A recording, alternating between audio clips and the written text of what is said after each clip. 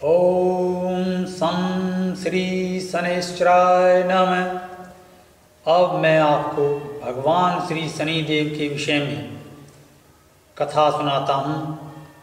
सर्वप्रथम शनिदेव महाराज कौन हैं, इस विषय में भक्त ज्ञान अर्जन करें। श्री शनिदेव मनुष्य के भाग्य हैं और भाग्य कर्म से बनता है। शुभ कार्य करने और कर्म को कराने की शक्ति आपके पूर्व संचित कर्म फल अर्थात भाग्य शक्ति से आपको प्राप्त होती है। तभी आप भविष्य के लिए कर्मशील बनकर परम भाग्यशाली बन सकते हैं। अतः भगवान शनिदेव उपासना व व्रत को कर आप सभी मन वांछित रिद्धि सिद्धि ज्ञान मुक्ति परम सुख व जीवन में संपूर्णता पा सकते हैं। आओ भक्तों, भगवान शनिदेव की परम मंगलकारी सत्य कथा प्रारंभ। हमें बचपन से ही सिखाया जाता है कि भगवान की पूजा करें, अन्यथा वो हमारी हानि कर देंगे। हमें डर से पूजा करनी सिखाई जाती है, जिस कारण हमें भगवान से प्रेम नहीं होता है, और जहाँ प्रेम ही नहीं होता वहाँ सफलता नहीं मिलती है। अतः भक्तों, भगवान की पूजा को प्रेम से करें। जिस प्रकार प्रेम और क्रोध, जैसे कि किसी से शत्रुता हो जाने पर शत्रु का चित्र हमेशा आँखों के आगे रात दिन बना रहता है जब तक वो कार्य सिद्ध न हो जाए, ठीक उसी प्रकार हमें अपने भगवान से प्रेम करना चाहिए। और क्रोध भी है तो भगवान से कहें, वो सबकी सुनते हैं और जो मांगो सो देते हैं। अतः भक्तों, इस कथा के माध्यम से भगवान से प्रेम करो और स्वामी श्री सत्येंद्र जी महाराज के श्री मुख से परम पावन कथा का श्रवण करो। आधुनिक प्रचलित नाम का यह क्षेत्र जिला बुलंदशहर कहलाता है। इससे पूर्व मुस्लिम काल में इस क्षेत्र का नाम बरन भी कहा रहा है और अति प्राचीन समय में इस क्षेत्र का नाम था सत्यनगरी। सत्यवर्ण अर्थात सत्य को वर्ण या अपनाने वाला। ये नाम कैसे पड़ा, इसके विषय में महाभारत काल के उस समय के पक्ष में जाना होगा, जब जहाँ पांडव अपना 12 वर्ष का वनवास काट रहे थे और उस समय इस क्षेत्र को वनाव्रत क्षेत्र कहा जाता था, अर्थात वनों से घिरा हुआ स्थान। उत्तर भारत के इस सर्वाधिक हरियाले वाले क्षेत्र में ही पांडवों का अज्ञातवास और शिक्षा दीक्षा हुई थी। बुलंदशहर के पास ही दनकौर कस्बा है, जो गुरु द्रोणाचार्य की शिक्षा देने की स्थली थी। वहीं संपूर्ण कुरु वंश के 105 महारथियों ने युद्ध कौशल व नीति ज्ञान की शिक्षा पाई थी।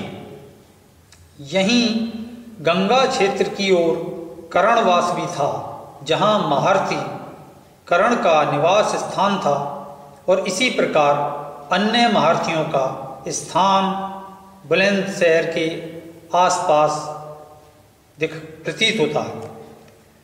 अतः अब इस शहर के बीच में एक लाल तालाब करके एक विशाल लाल पत्थरों से बना एक जल सरोवर हुआ करता था। बाद में इस स्थान को घेर कर एक सब्जी मंडी बना दी गई और अन्य स्थानों को क्षेत्रीय लोगों ने घेर लिया, जिससे वे अपने उपयोग में लेने लगे हैं। लेकिन इस स्थान पर बसने वाले लोगों को यह स्थान फलीभूत नहीं हुआ और ना ही होगा। प्राचीन काल में इसी लाल तालाब का ही प्रायवाची शब्द था खूनी सरोवर। ऐसा नाम क्यों पड़ा, इस विषय में भी महाभारत में कथा है। एक समय जब सब पांचों पांडव अज्ञातवास में छिपते फिरते हुए इस स्थान पर आ पहुँचे तो उन्हें प्यास लगी।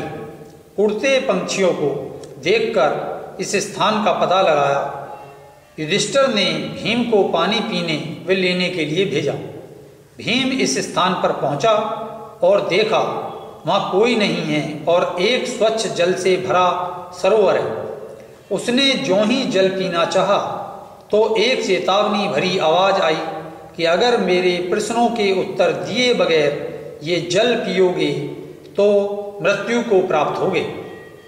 यह सुनकर भीम ने कहा, पहले मैं जल पीऊंगा और फिर तेरे प्रश्नों का उत्तर दूंगा। यह कहकर भीम जल पीने लगे। जल पीते ही भीम मृतवत होकर वहीं गिर पड़े। ऐसे ही नकुल और सहदेव भी पहुंचे और वो भी मृतावस्था को प्राप्त हो गए। तब युधिष्ठिर ने अर्जुन को भेजा तो अर्जुन ने वहां अपने महारथी भाइयों को मृतवत पड़ा देखा। क्रोध में भरकर गर्जना की कि कौन दुष्ट है, सामने आए और फिर वही चेतावनीपूर्ण वाणी सुनाई दी कि मेरे प्रश्नों का उत्तर दिए बिना जल पीने वाला मृत्यु को प्राप्त होगा। अर्जुन ने आवाज की दिशा में बाण चलाए परंतु सब व्यर्थ। तब उसने भी यही सोचा, पहले अपनी प्यास बुझा लूं, तब कोई आएगा उसे युद्ध में मार दूंगा। ऐसा सोचकर जल पीते ही अर्जुन भी मृतवत होकर गिर पड़ा। बहुत देर हो जाने के कारण युधिष्ठिर भी उसी स्थान पर आ पहुंचे और वहां चारों महारथी वे अगे भाइयों को मृतवत पड़ा देखकर भय से ग्रस्त होकर सोचने लगे कि अवश्य किसी अति मायावी शक्ति के प्रभाव से ऐसा हुआ है, अन्यथा मेरे भाइयों की ये दशा कोई नहीं कर सकता। और जो ही सरोवर से जल पीने लगे तो वही चेतावनी वाली वाणी उन्हें भी सुनाई दी। तब युधिष्ठिर ने हाथ जोड़कर कहा कि हे महामानवी शक्ति, आप कौन हैं और आपके प्रश्न क्या हैं? मैं अपनी बुद्धि के अनुसार यथा योग्य उत्तर देने का प्रयास करूंगा। तब एक देवतुल्य आकृति वृक्ष की शाख पर बैठी दिखाई दी और उसने कहा कि मैं एक यक्ष हूँ और मेरे प्रश्न का उत्तर दिए बिना कोई भी जल नहीं पी सकता। जो भी अवज्ञा करेगा उसे मृतवत हो जाना पड़ेगा। अतः तुम मेरे प्रश्नों का उत्तर दो। मेरा प्रथम प्रश्न है, पृथ्वी से भारी कौन है? युधिष्ठिर ने कहा, माता। यक्ष ने पुनः प्रश्न करा, आकाश में बड़ा कौन है? युधिष्ठिर ने कहा, पिता। यक्ष ने पुनः प्रश्न करा, वायु से अधिक वेगवान कौन है? युधिष्ठिर बोले, मन। यक्ष ने पुनः प्रश्न किया, कौन संख्या में तिनकों से अधिक है? युधिष्ठिर ने कहा, चिंताएं संख्या में तिनकों से अधिक होती हैं। यक्ष ने आगामी प्रश्न किया, पथिक का मित्र कौन है? युधिष्ठिर ने कहा, पथिक का मित्र उसका सहयात्री है। यक्ष ने प्रश्न किया, किस का चीज का त्याग करने पर मनुष्य सबका प्रिय बन जाता है? युधिष्ठिर ने कहा, अहंकार। यक्ष ने कहा, मरते समय मनुष्य का मित्र कौन है? युधिष्ठिर ने उत्तर दिया, दान। दान ही मनुष्य का सच्चा मित्र है। यक्ष ने पुनः प्रश्न किया, किस चीज का त्याग मनुष्य को सुखी व समर्थ बना देता है? युधिष्ठिर ने उत्तर दिया, कामना का त्याग मनुष्य को सुखी व समर्थ व लोभ का त्याग सुखी बनाता है। यक्ष ने आगामी प्रश्न किया, अगे शत्रु कौन है? युधिष्ठिर ने कहा, क्रोध ही न जानने वाला शत्रु है। यक्ष ने कहा, न मिटने वाला रोग कौन सा है? युधिष्ठिर ने उत्तर दिया, लोभ। लोभ ही न मिटने वाला रोग है। यक्ष ने पुनः प्रश्न किया, उत्तम पुरुष कौन है वे अधम पुरुष कौन है? युधिष्ठिर ने कहा, प्राणी मात्र का कल्याण चाहने वाला उत्तम पुरुष है, वे करुणाहीन व्यक्ति अधम पुरुष है। यक्ष ने कहा, कौन वास्तव में सुखी है? सबसे बड़ा आश्चर्य क्या है? युधिष्ठिर ने कहा, जो ऋणी न हो, वास्तव में वही सुखी है। प्रतिदिन दूसरों को मरता देखकर भी मनुष्य सदा जीवित रहने की इच्छा करता है, यही सबसे बड़ा आश्चर्य है। यक्ष ने पुनः प्रश्न किया, अहंकार क्या है, दंभ क्या है? युधिष्ठिर ने उत्तर दिया, अज्ञान ही अहंकार है और धार्मिक होने का दिखावा करना दंभ है। यक्ष ने प्रश्न किया, प्रिय भाषी को क्या मिलता है, विवेकी को क्या प्राप्त होता है? युधिष्ठिर ने कहा, प्रिय भाषी सबका मित्र होता है और विवेकी को अधिक सफलता मिलती है। यक्ष ने आगामी प्रश्न किया, धर्मनिष्ठ को क्या लाभ मिलता है? युधिष्ठिर ने कहा, सद्गति, सद्गति का लाभ उसे प्राप्त होता है। यक्ष ने प्रश्न किया, आलस्य व शोक क्या हैं? युधिष्ठिर ने कहा, अपना कर्तव्य न करना आलस्य है, वह अज्ञान ही मनुष्य का शौक है। इस प्रकार यक्ष ने युधिष्ठिर के संतुष्टि पूर्वक उत्तर पाकर कहा कि हे युधिष्ठिर, तुमने मेरे कठिन प्रश्नों का यथा उत्तर दिया है, अतः मैं तुमसे प्रसन्न हूँ। अतः इन सब में से जो सबसे प्रिय हो उसे मैं जीवित कर दूंगा। तब युधिष्ठिर ने कहा कि हे यक्ष, यदि आप प्रसन्न हैं तो मेरे प्रिय भाई नकुल को जीवित कर दें। इस पर यक्ष ने कहा कि तुम्हारे लिए भविष्य में सर्वाधिक काम आने वाले महापराक्रमी महारथी भीम व अर्जुन को जीवित करने का वर क्यों नहीं मांगा? तो युधिष्ठिर ने कहा कि भविष्य का प्रश्न तो बहुत दूर है। अगर मैं वापस लौटा तो मेरी दूसरी माता माद्री ने पूछा कि मेरे पुत्र कहाँ हैं, तो मैं क्या जवाब दूंगा? और अपनी माता से मैं शेष बचाऊं और मेरी दूसरी माता का कोई भी पुत्र वापस न ला सका तो ये मेरा पक्षपात होगा। अतः यक्ष मेरी दूसरी माता के एक पुत्र नकुल को जीवित कर दो। ऐसा यथाचित उत्तर से यक्ष ने अति प्रसन्न होकर कहा, युधिष्ठिर, मैं अब अति प्रसन्न हूँ, तुम्हारे सारे भाई जीवित हों। और जब चारों पांडवों की मूर्छा टूटी तो वे खड़े हुए तो अर्जुन भीम आदि ने यक्ष को ललकारा। इस पर युधिष्ठिर ने उन्हें शांत कर पूछा कि हे यक्ष, आप साधारण यक्ष तो नहीं हैं, क्योंकि मेरे इन पराक्रमी भाइयों को शिव के अपराज्य का वरदान मिला हुआ है। ऐसा वरदान मिथ्या नहीं हो सकता। अतः आप या तो साक्षात शिव हैं या यम हो सकते हैं।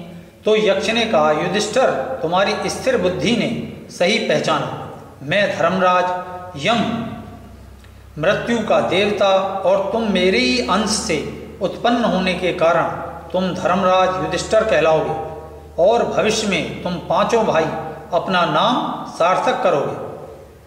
तब सब पांचों पांडवों ने धर्मराज यम को प्रणाम किया और पूछा कि हे प्रभु, आपने यही स्थान क्यों चुना?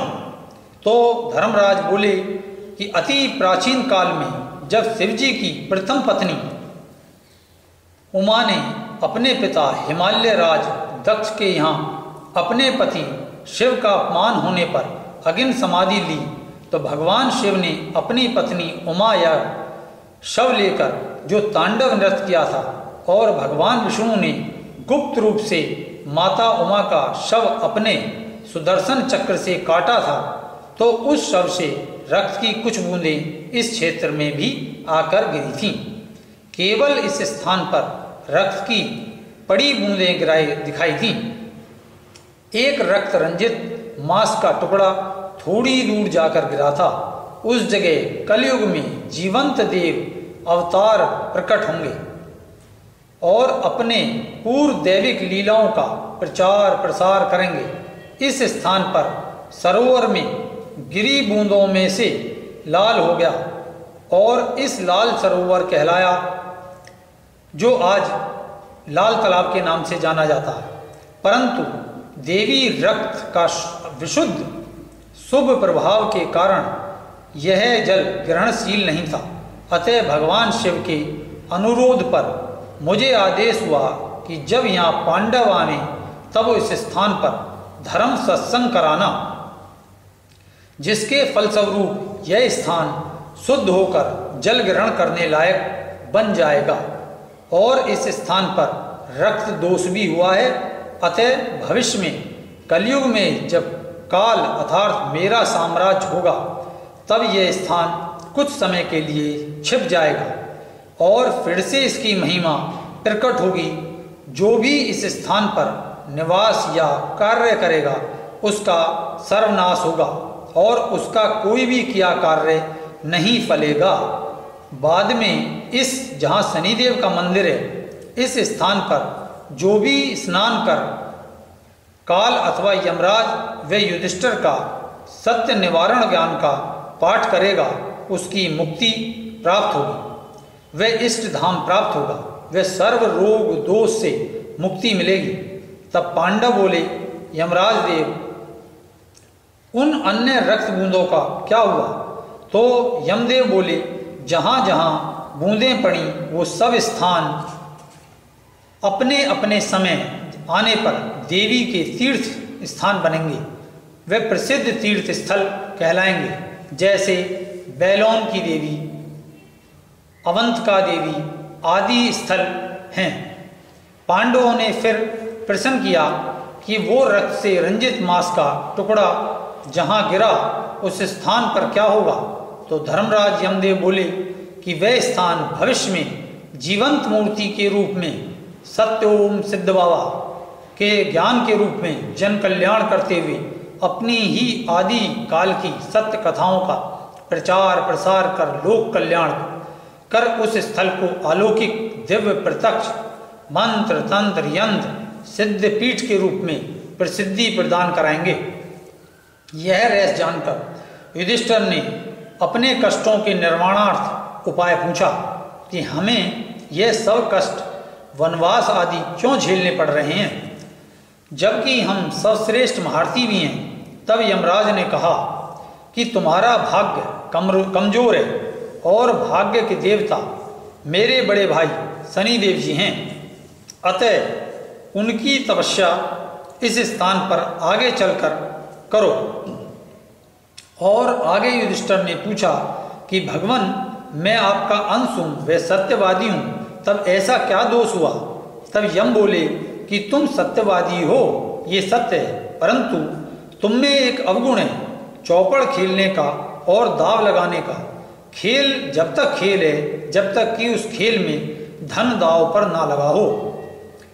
बस खेल रहे और खेल की भावना से खेलो, लेकिन तुमने जरा सा उकसाने पर अपना सब दाव पर लगा दिया, अपनी पत्नी तक दाव पर लगा दी। अतः ऐसा अन्यायपूर्ण कार्य से न्याय के देव शनिदेव का प्रकोप तुम्हारे ऊपर हुआ। अतः तपस्या कर भगवान शनिदेव को प्रसन्न कर सद्गुण उत्पन्न कर न्याय रूपी बनने का वरदान पाओ। ये सब रहस्य जानकर युधिष्ठिर ने शनिदेव को प्रसन्न करने का उपाय यमदेव से पूछा और यमदेव ने बताया कि सर्वप्रथम तो एक कुएं का निर्माण करें और उस पर भैरव भगवान की स्थापना व हनुमान जी की पूजा करें। उसके पास ही उस स्थान की ओर जहां आज शनिदेव का मंदिर है, इशारा करते हुए कहा कि इस स्थान पर बैठकर भगवान शनिदेव का ध्यान करते हुए ओम सम शनिश्चराय नमः का जाप करते हुए तपस्या कर शनिदेव को प्रसन्न करें। यमराज ने पांडवों को आशीर्वाद दिया कि तपस्या सफल होगी और अंतर्ध्यान हो गए। तब अर्जुन ने अपने दिव्य अस्त्रूपी बाण चलाकर पृथ्वी में से जल की धारा प्रकट कर दी और उस जल स्थली की सीमा बांधकर प्रतीकात्मक शिलाएं रख महाबली हनुमान जी और भैरव देव की स्थापना कर स्तुति पाठ करा। दोनों देवों से मानसिक आशीर्वाद लिया। दोनों देवों ने उन्हें शनिदेव की तपस्या की सफलता का आशीर्वाद दिया और पांडवों ने स्नान कर संकल्प करके श्री शनिदेव की घोर तपस्या प्रारंभ कर दी, जिसके फलस्वरूप शनिदेव ने प्रत्यक्ष प्रकट होकर उन्हें आशीर्वाद प्रदान किए व अखंड साम्राज्य का वरदान दिया। तब पांडवों ने शनिदेव महाराज से विशेष अनुरोध किया कि आपके अन्य भी आशीर्वाद स्वरूप तीर्थ स्थान होंगे, उनकी भी अपनी अपनी मान्यताएं हैं। वहाँ भी आप अपने भक्तों की सर्व मनोकामना पूर्ण करते हैं, परंतु भगवान हमने आपके जन्म व आपकी महिमा की कथा महर्षि वेद व्यास से भी सुन रखी है। अतः हमें आपके संपूर्ण परिवार के दर्शन की अभिलाषा है। आप हम भक्तों की अभिलाषा पूर्ण करें। तब भगवान शनिदेव ने अति प्रसन्न होकर कहा कि अन्य तीर्थ स्थानों के तपस्वियों और महान तेजस्वी पांडवों में आकाश पाताल की भिन्नता है। केवल तुम ही हमारे संपूर्ण परिवार के दर्शन से उत्पन्न तेज को सहन करने में समक्ष, अतः अवश्य तुम्हें दर्शन होंगे। ऐसा कहते ही भगवान शनिदेव ने अपने माता छाया, पिता सूर्य देव का नमस्कार कर आह्वान किया और अपने भाई यम, बहन यमुना, भाई काल आदि का भी आह्वान किया, तो अत्यधिक तेज प्रकाश उत्पन्न हो गया।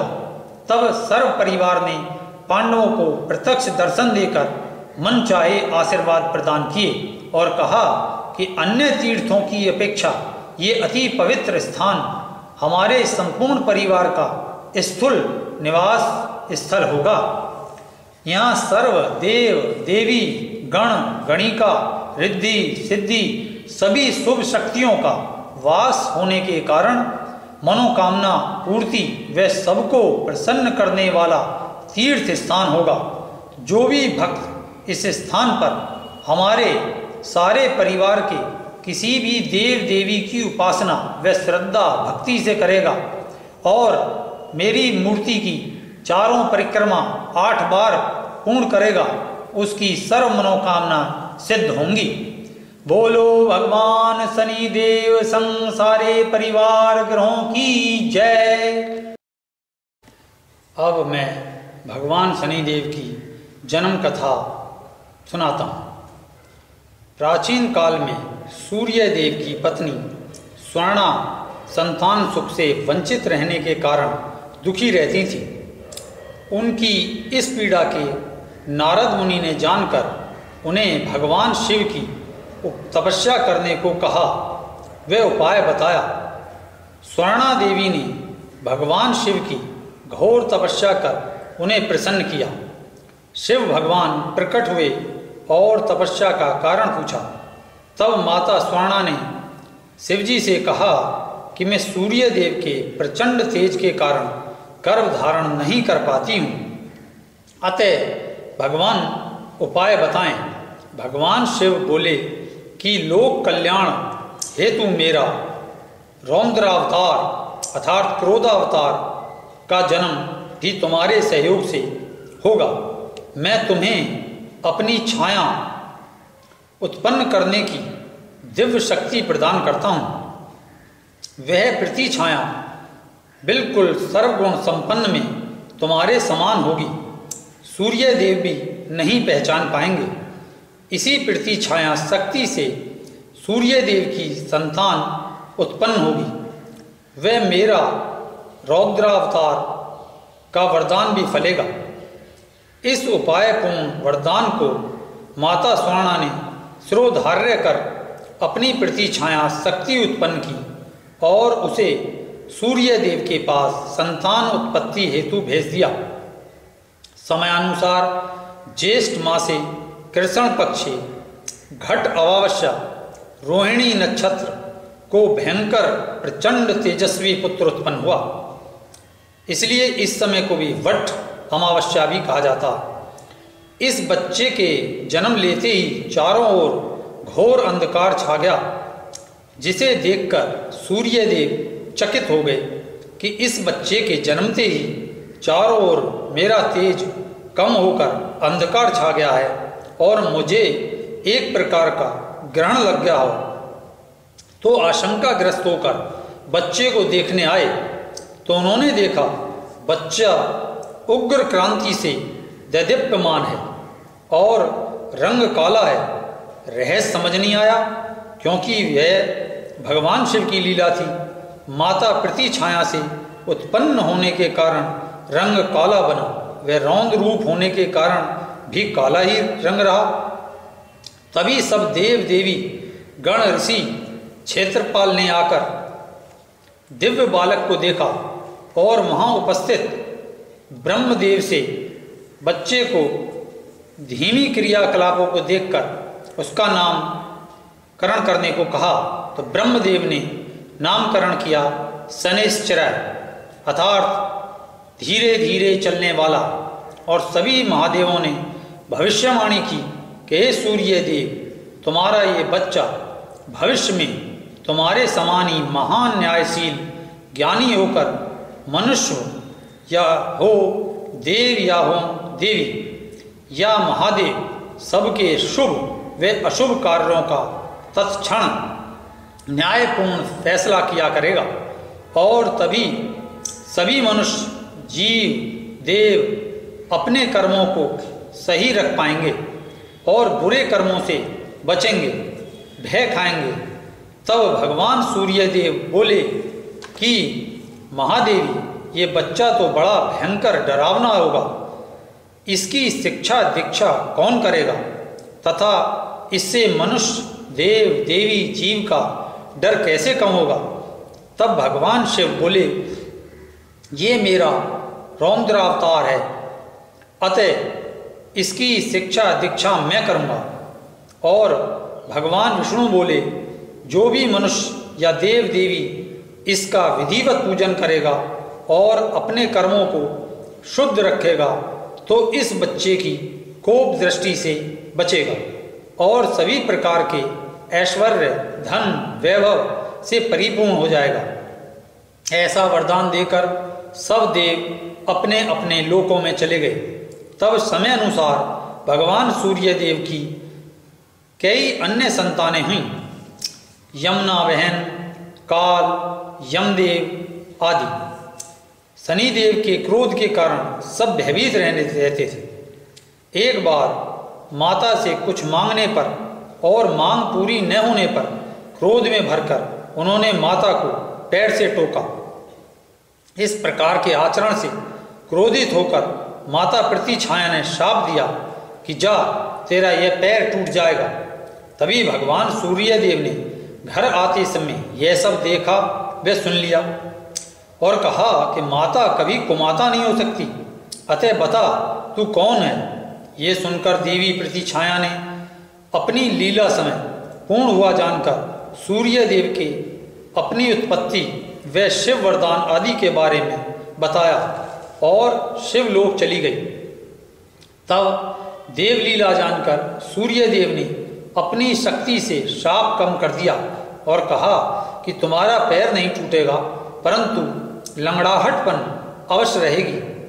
संभव है देवलीलावश तुम्हारे नाम का अर्थ भी तभी सार्थक होगा।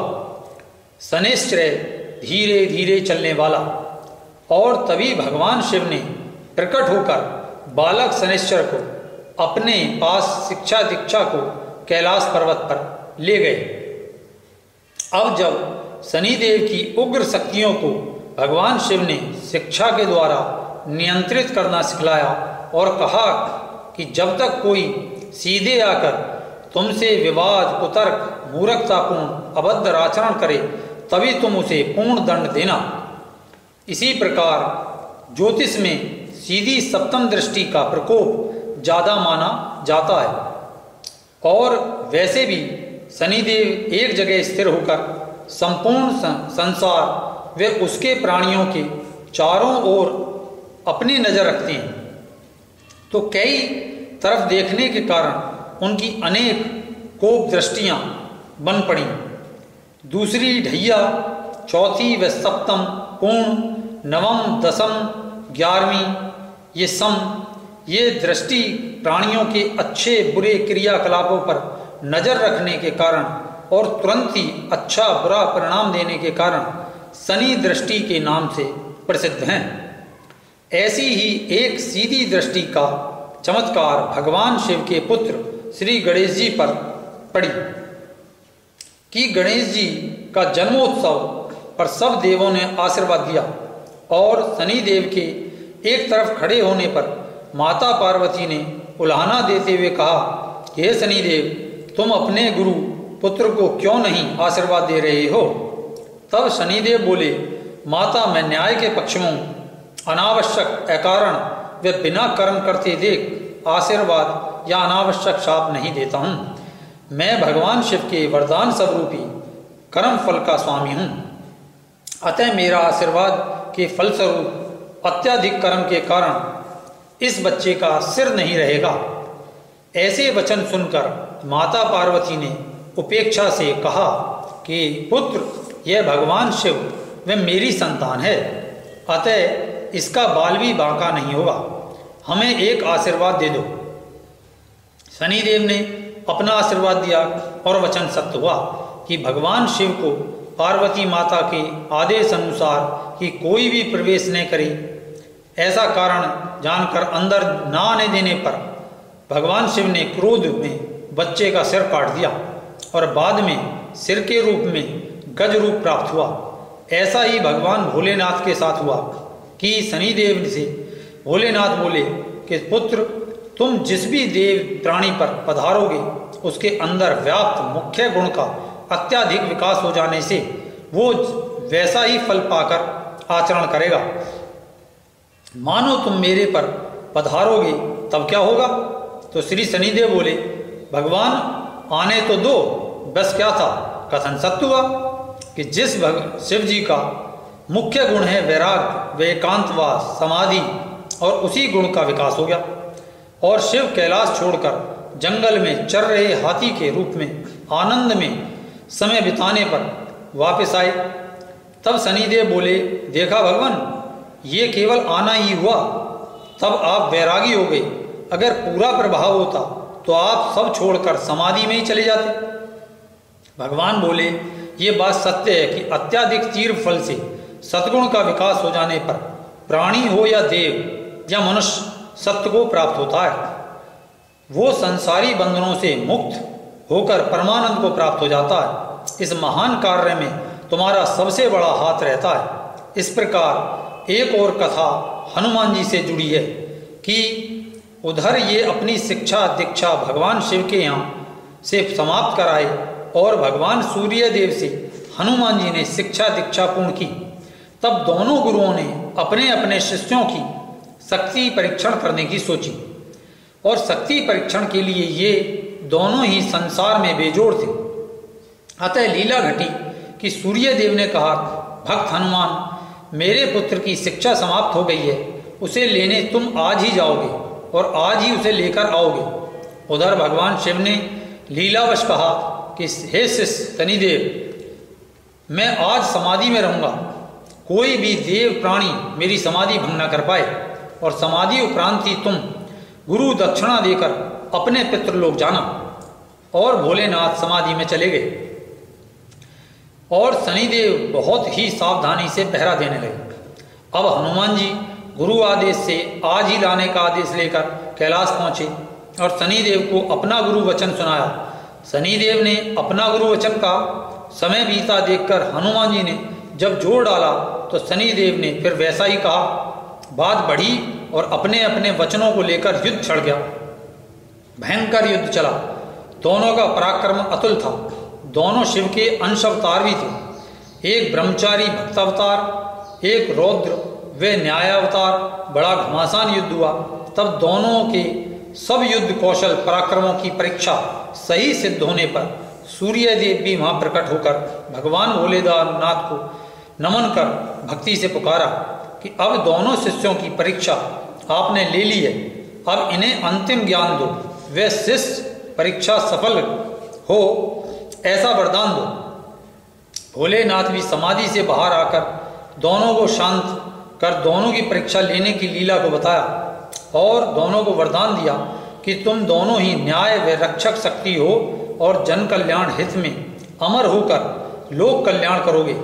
अतः एक दूसरे का समय समय पर सहयोग देकर ईश्वर लीला में सहभागी बनोगे। इस वचन को सुनकर हनुमान जी व शनिदेव जी ने आपस में गले मिलकर इस वचन को भविष्य में निभाने का एक दूसरे को वचन दिया। जो भविष्य में रावण ने शनिदेव को अपनी तपस्या से सिद्ध कर अपने यहीं रहने व रावण का अतुल साम्राज्य अखंड बने रहने का वचन मांगा, अपने यहाँ रखा हुआ था। नतीजा उसकी कुबुद्धि अत्याचार की बुद्धि होने के कारण हनुमान जी ने माता सीता की खोज में लंका जलाने पर जब कुछ न हुआ तो इस रहस्य की खोज की और शनिदेव की वचन सिद्धि से मुक्ति दिलाई।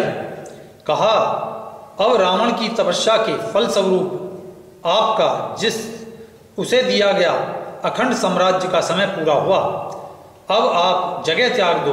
बस क्या था, शनिदेव ने स्थान त्यागा और रावण का बुरा समय आकर मृत्यु को प्राप्त हुआ। हनुमान जी व शनिदेव में प्रेम था ही, अतः उनके भक्तों पर शनिदेव प्रकोप नहीं करते, क्योंकि जो हनुमान जी का भक्त होगा वो भला सुशील व चरित्रवान अवश्य होगा और न्याय का भी साथी होगा, अतः स्वयं ही वह शनिदेव का प्रिय होगा। ऐसे ही भविष्य में बुरी वृत्ति का फल देने की कथाएं हैं कि राजा नल व सम्राट युधिष्ठिर सत्यवादी चरित्रवान होते हुए भी एक अवगुण चौपड़ खेलने से ग्रस्त थे।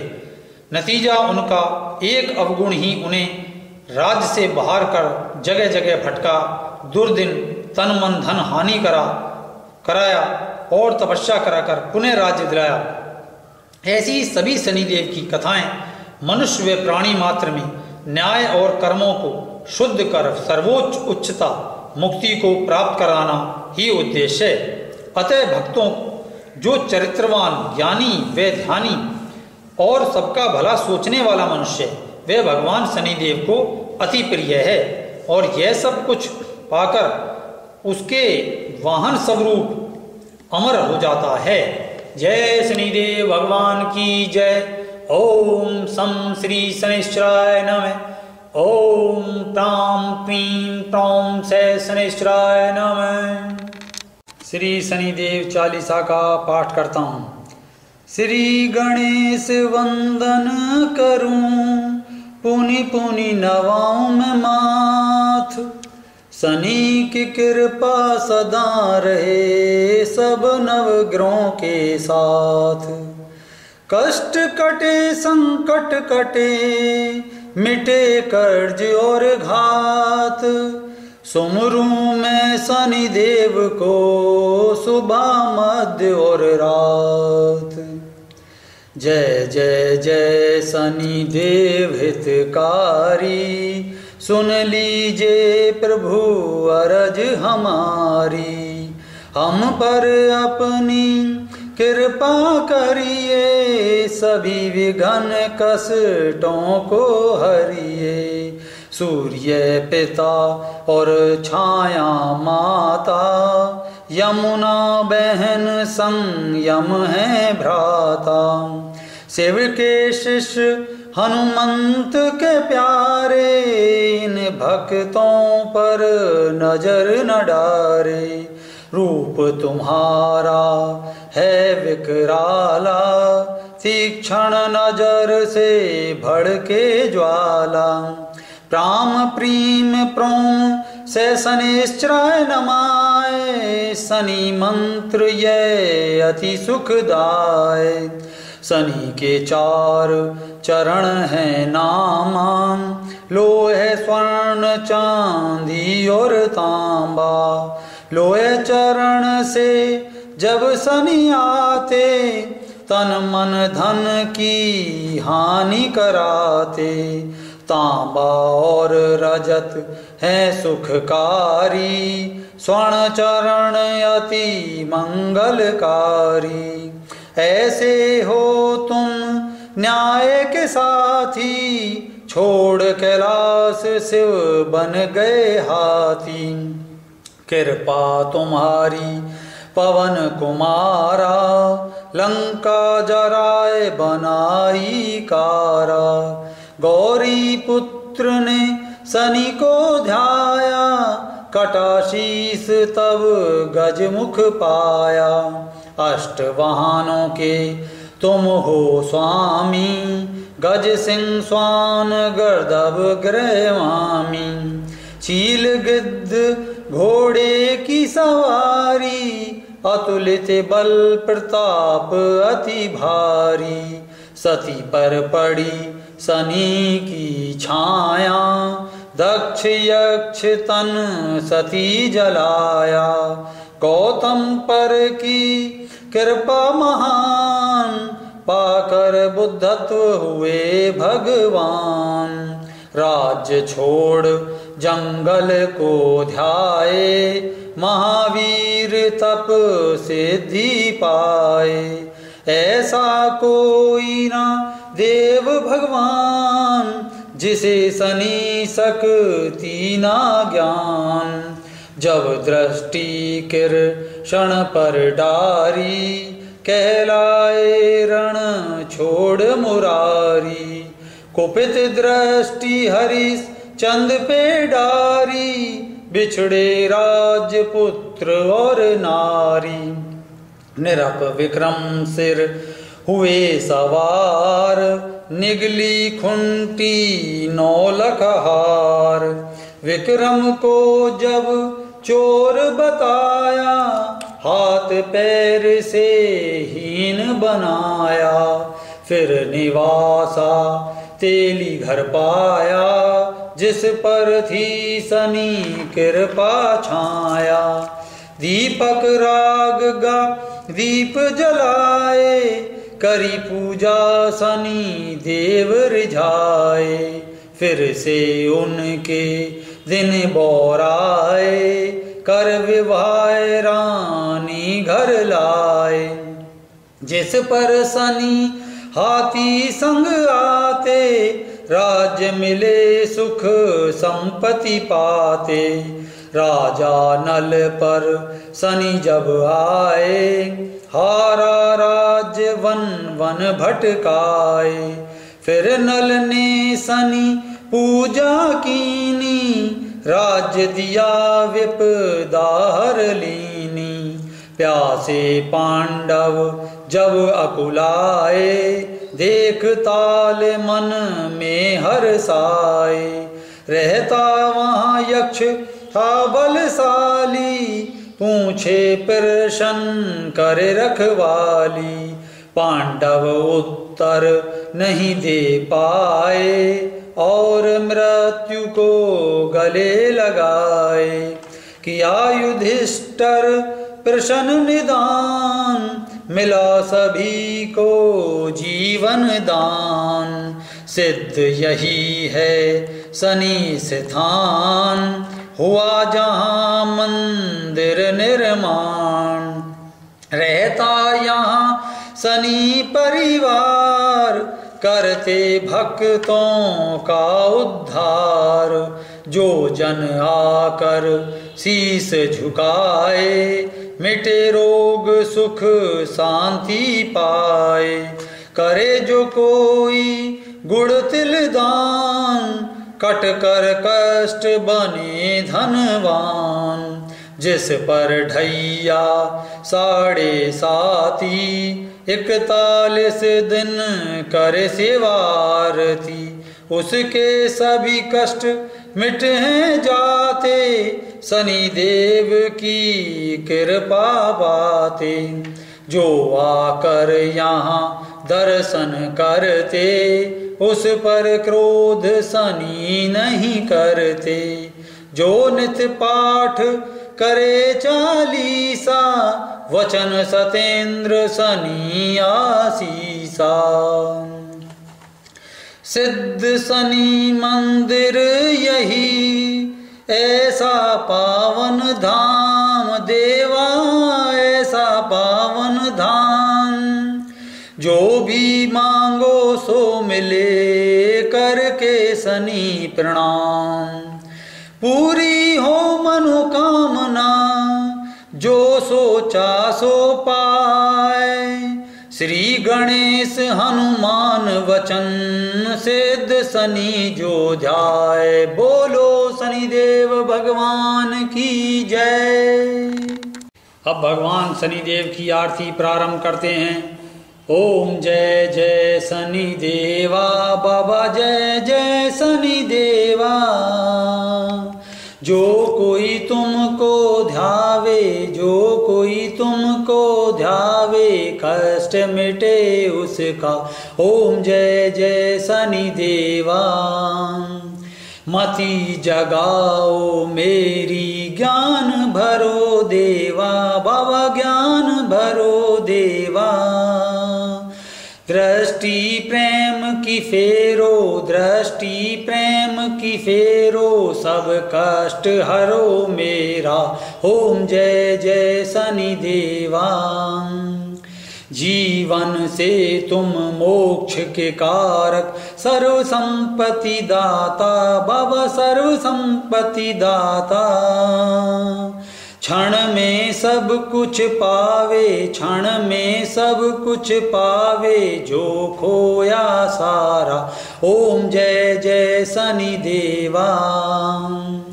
रंग से राजा के तुम स्वामी, कर्म फल के दाता, बाबा कर्म फल के दाता।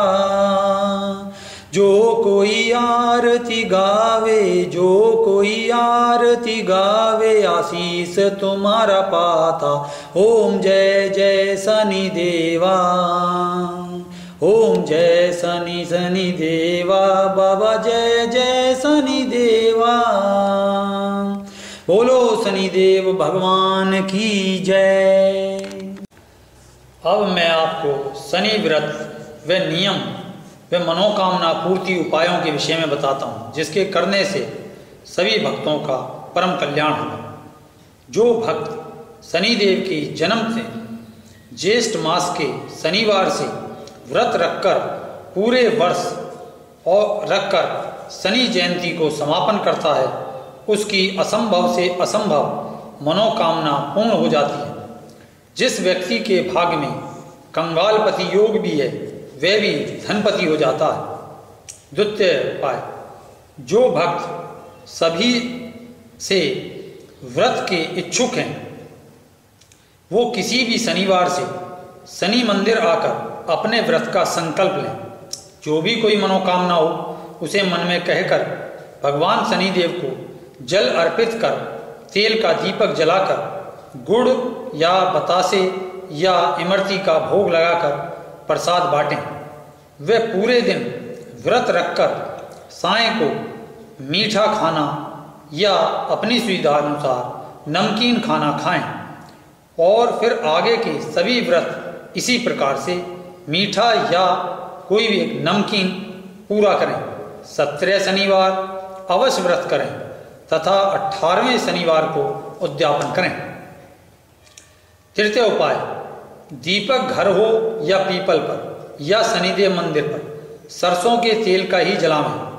यहाँ तक कि संकट समय में 24 घंटे का तेल का ही दीपक जला दें। चतुर्थ उपाय, शनि मंदिर पर अपनी मनोकामना का काला कपड़ा या रिबन गांठ मारकर बांधकर आवें।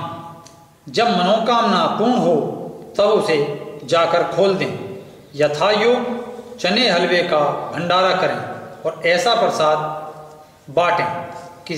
पंचम उपाय, किसी की मनोकामना पूर्ति होने पर एक कच्चा नारियल लेकर उसको हाथ में रखकर 7 बार शनि चालीसा पढ़कर अपने या रोगी से 11 बार उतारते हुए अपनी परेशानी संकट को पूरी श्रद्धा से दोहराते हुए कहें और फिर शनिदेव के सामने मंदिर में रख आवें, फोड़े नहीं। छठा उपाय, जो भी ग्रह आपको कष्ट दे रहे हों, शनिदेव मंदिर आकर शनिदेव जी की ज्योति जलाने के बाद उस ग्रह देव पर भी ज्योति जलाएं अर्थात दीपक जलाएं। मंदिर में केवल सरसों के तेल का ही दीपक जलेगा। सप्तम उपाय, व्रत का समापन अर्थात उद्यापन करने हेतु मंदिर में निम्न दान करें। नंबर 1, 1.25 गज काला कपड़ा को एक काले धागे से बांधकर चढ़ाएं। वे चप्पल या जूते भेंट करें। नंबर 2, एक गुड़ की भेली चढ़ाएं या 1.25 पाव गुड़ चढ़ाएं। नंबर 3, 1 किलो तेल या पूरा मटका भर तेल चढ़ाएं, कुछ उसमें से चढ़ाकर बाकी शनिदेव के पास में ही रख दें। चतुर्थ उपाय, 1.25 पाव काले तिल चढ़ाएं। पंचम उपाय, 1.25 किलो या 1.25 पाव उड़द साबुत चढ़ाएं। छठा उपाय, 8 लोहे की कीलें या शनि छल्ले भेंट करें। इस छल्ले को पंडित जी से शुद्ध कराकर पहन लें। सप्तम उपाय, मीठे तेल का पकवान बनाकर शनिदेव को भोग लगाकर स्वयं भी खाएं और पंडित भक्तों को मंदिर में वितरण करें। अष्टम उपाय, काले चने व हलवा का यथा योग भंडारा करें। नवम उपाय, काला हकीक पत्थर की माला या छोटे रुद्राक्ष की माला पर शनि मंत्र जपने से सर्व रोग कटते हैं। रोग कटने पर भी माला शनिदेव के गले में पहना दें, ये अपने आप ना पहने। दसम उपाय, 8 कटेले रतन को चांदी जड़ी माला बनवाकर शनि मंत्र का जप करने से खोई प्रतिष्ठा व संतान सुख की प्राप्ति होती है और बाद में यही माला शनिदेव को अर्पित करें। 11वां उपाय, 8 नीली रतन को चांदी जड़ी माला बनवाकर शनि मंत्र जपने से कितना ही पापी व्यक्ति हो, उसको विपरीत मुकदमों में विजय मिलकर कारागार से शीघ्र मुक्ति प्राप्त होती है। जेल से बाहर आकर माला शनिदेव को अर्पित करें। 12वां उपाय, 4 कटेला व 3 नीली व 1 फिरोजा और 1 नीलम को चांदी की माला में जड़वाकर शनि मंत्र जप करें। वे पहनने तो खोया राज पद, राजनैतिक पद, जिलाधिकारी, PCS, IAS, उच्च अधिकारी पद, सर्विस के लिए किया गया प्रयत्न में सफलता प्राप्त होगी। मनोकामना पूर्ण होने पर यह माला शनिदेव के गले में चढ़ा दें। यह प्रयोग अवश्य फलीभूत है।